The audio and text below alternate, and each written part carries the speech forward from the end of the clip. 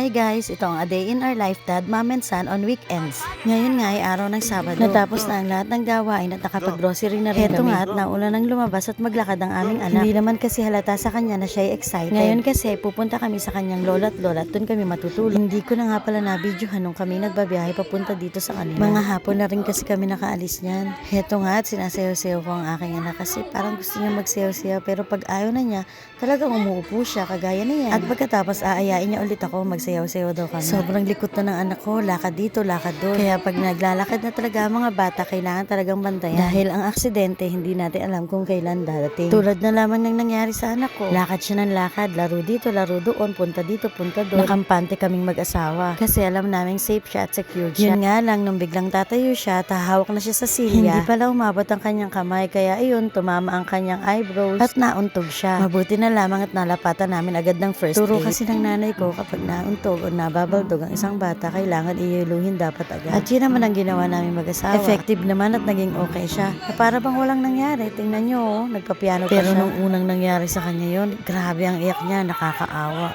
nakakaiyak din. Ang hirap pala pag nakita mong nasaktan ng iyong anak. Ang himbing ng tulog namin mag-ina, hindi ko na malayan na tumabi pala siya sa akin at kinuhanan kami ng litrato ng asawa ko. Dahil bumangon pala siya para mag-CR. Umaga na yan, araw ng linggo at napakaagang nagising ng aming anak. Yung tipong parang walang nangyari kagabi at hindi siya nasaktan at hindi siya umiyak ng sobrang lakas. At laro lang siya ng laro, kalaro ang kanyang ate Coco. Syempre, pati si Lemon na Pikachu. Ayan nga at sobrang enjoy at happy siya. Kitang-kita mo naman na talagang napakasaya niya. Kaya hinayaan na lang muna namin siya dahil maya-maya bibihisan na namin siya dahil magsisimba na kami. Nang mga oras na yan ay papunta na kami ng simbahan. Huminto muna ako saglit at nagpa-picture sa asawa ko. Dahil nung buntis ako, dito ako madalas magpa-picture. Natapos na nga ang misa at hindi ko na rin to na-videohan. Nang makarating na kami sa sasakyan, hindi muna kami pumasok dahil sa sobrang init. Sabi ko sa asawa ko, mag-picture-picture muna kaming tatlo. At pagkatapos nun ay nagbiyahe na kami. Dahil alauna na ng tanghali, kaya magla-lunch na muna kami. At dito ulit kami pumunta sa Cilantro. Syempre, tinanong ulit ako ng asawa ko kung saan ko gustong kumain. Walang iba kundi dito sa Cilantro. Masarap kasi kaya hindi naman nakakasawa kahit pa ulit-ulit mong kainin. Nag-picture at video muna kami bago magbiyahe. Nakakatuwa ang anak ko habang nagbabiyahe kami. Heto at panoorin. Tawa kami ng tawa ng daddy niya. Put your hands up high, put your hands down low, put your hands in the middle and wiggle just so.